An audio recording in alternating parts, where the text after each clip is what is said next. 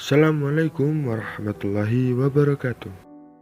Saya dan teman-teman saya di sini akan menjelaskan secara singkat dan jelas sebenarnya apa itu hakikat Pancasila, apa relasi antara sila di dalam kehidupan sehari-hari, dan aktualisasi yang bagaimana cerminan dari Pancasila tersebut sendiri. Sebelum memulai, ada lebih baiknya saya akan menyebutkan nama-nama anggota kelompok ini. 1. Kartika Nur Sabrina. 2. Ahmad Jihadi. 3. M. Saifur. 4. Dava Naufarel. Dan 5. Calvin Julian. Saya akan menjelaskan ulang apa sebenarnya hakikat Pancasila itu, apa aktualisasi itu, dan apa para diguna dalam kehidupan sehari-hari itu secara singkat. Jadi, hakikat Pancasila adalah nilai-nilai dasar yang terkandung dalam hati sanubri manusia, atau bisa dibilang seperti sifat atau perilaku yang sudah tertanam pada diri kita sendiri. Dan aktualisasi Pancasila adalah tindakan dari perbuatan yang dilakukan manusia dalam kehidupan sehari-hari.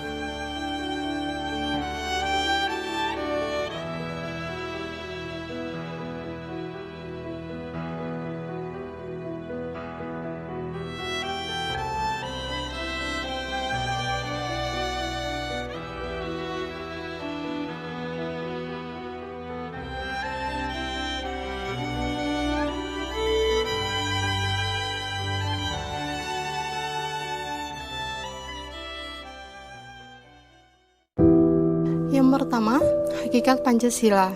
Bicara tentang hakikat, berarti tentang hal yang hakiki atau mendasar. Hakikat Pancasila memiliki arti yang luas, maka dari itu diberi arti yang bermacam-macam. Antara lain, yang pertama, Pancasila sebagai dasar negara. Pancasila bukan lahir secara mendadak pada tahun 1945, melainkan melalui proses panjang yang didasari oleh sejarah perjuangan bangsa Indonesia serta melihat pengalaman bangsa-bangsa lain. Kedudukan Pancasila sebagai dasar negara. Yang kedua, Pancasila sebagai pandangan hidup. Fungsi pokok Pancasila sebagai pandangan hidup bangsa Indonesia adalah sebagai pegangan hidup, pedoman hidup, dan petunjuk arah bagi semua kegiatan hidup dan penghidupan bangsa Indonesia dalam berbagai aspek kehidupan masyarakat dan bangsa Indonesia. Yang ketiga, Pancasila sebagai kepribadian bangsa Indonesia.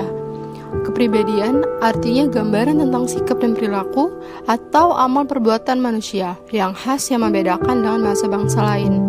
Yang keempat, Pancasila sebagai perjanjian luhur bangsa Indonesia. Istilah Pancasila sebagai perjanjian luhur bangsa Indonesia muncul dalam pidato kenegaraan Presiden Soekarno di depan sidang Dewan Perwakilan Rakyat Gotong Royong atau DPR GR. Yang kelima, Pancasila sebagai cita-cita dan tujuan bangsa Indonesia. Untuk lebih jelasnya, gambaran Pancasila sebagai cita-cita dan tujuan bangsa akan tampak dalam rincian dan tujuan bangsa dan negara Indonesia dalam alinea keempat pembukaan Undang-Undang Dasar 1945, yaitu melindungi segenap bangsa Indonesia dan seluruh tumpah darah Indonesia, memajukan kesejahteraan umum, mencerdaskan kehidupan bangsa, dan ikut melaksanakan ketertiban dunia berdasarkan kemerdekaan, perdamaian abadi, dan keadilan sosial. B. Keterkaitan hakikat dengan sila Pancasila. 1. Ketuhanan Yang Maha Esa. Negara Indonesia tidak ada dan tidak boleh ada paham yang meniadakan Tuhan Yang Maha Esa atau ateisme. 2. Kemanusiaan yang adil dan beradab. Kemanusiaan terutama bersifat manusia yang merupakan esensi dan identitas manusia karena martabat manusianya. Adil terutama mengandung arti bahwa suatu keputusan dan tindakan didasarkan atas norma-norma yang objektif dan tidak subjektif, apalagi sewena-wena. 3. Persatuan Indonesia. Persatuan mengandung pengertian bersatunya semacam corak yang beraneka ragam menjadi satu kesatuan. Pertama, makna geografis, yang berarti sebagian bumi yang membentang dari 950 sampai 1410 bujur timur dan dari 60 lintang utara sampai 110 lintang selatan. Kedua, makna bangsa dalam arti politis, yaitu bangsa yang hidup di dalam wilayah tersebut.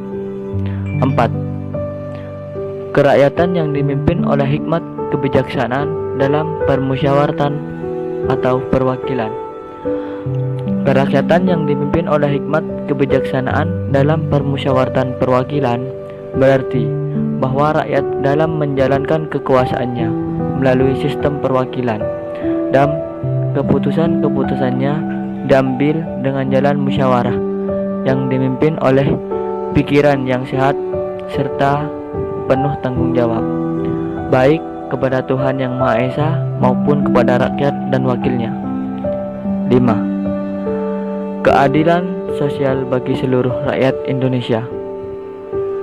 Keadilan sosial bagi seluruh rakyat Indonesia berarti bahwa setiap orang Indonesia mendapat perlakuan yang adil dalam bidang hukum, politik, sosial, ekonomi, dan kebudayaan. Sesuai dengan UUD 1945,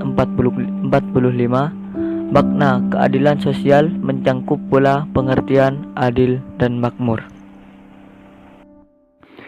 C. Aktualisasi sila Pancasila dalam paradigma berpikir, bersikap, dan berperilaku. 1. Berpikir. Nilai-nilai dasar Pancasila dikembangkan atas hakikat manusia. Hakikat manusia menurut Pancasila adalah makhluk monopluralis. Kodrat manusia yang monopluralis mempunyai ciri antara lain: A. Susunan kodratnya manusia terdiri atas jasmani dan rohani. B. Berdasarkan kodratnya, manusia adalah makhluk individu sekaligus sosial. C. Kedudukan kodrat manusia sebagai makhluk pribadi dan makhluk dalam Tuhan. Berdasarkan itu, pembangunan sosial diarahkan sebagai upaya pengembangan harkat dan martabat manusia yang meliputi aspek jiwa, raga, pribadi, sosial, dan aspek ketuhanan. Dengan kata lain, pembangunan nasional merupakan upaya peningkatan kualitas kehidupan manusia secara total. Yang kedua adalah bersikap. Pancasila sebagai suatu paradigma untuk membangun kehidupan bangsa Indonesia secara seimbang, baik yang bersifat jasmaniah maupun lahiriah. Hal ini diperlukan guna mewujudkan cita-cita nasional, yakni menuju masyarakat Indonesia yang adil dan makmur. Untuk mencapai hal ini, maka Pancasila harus menjadi dasar untuk membangun kehidupan manusia Indonesia. Yang ketiga adalah berperilaku. Masyarakat Indonesia juga diharapkan memiliki kemantapan dalam kehidupan lahiriah dan batiniah, serta mempunyai jiwa yang dinamis dan semangat gotong royong. Dengan demikian, diharapkan masyarakat Indonesia dapat melanjutkan perjuangan bangsa dalam mencapai tujuan nasional. Bentuk-bentuk kebudayaan sebagai pengejawatan pribadi manusia harus benar-benar mewujudkan nilai hidup dan makna kesusilaan yang dijiwai Pancasila. Kredibilitas Pancasila dapat menjadi kerangka referensi identifikasi diri bagi masyarakat Indonesia. Masyarakat hanya dapat merasakan kredibilitas Pancasila jika mereka mengalami secara nyata, realistis, dan prinsip-prinsip yang terkandung dalam Pancasila.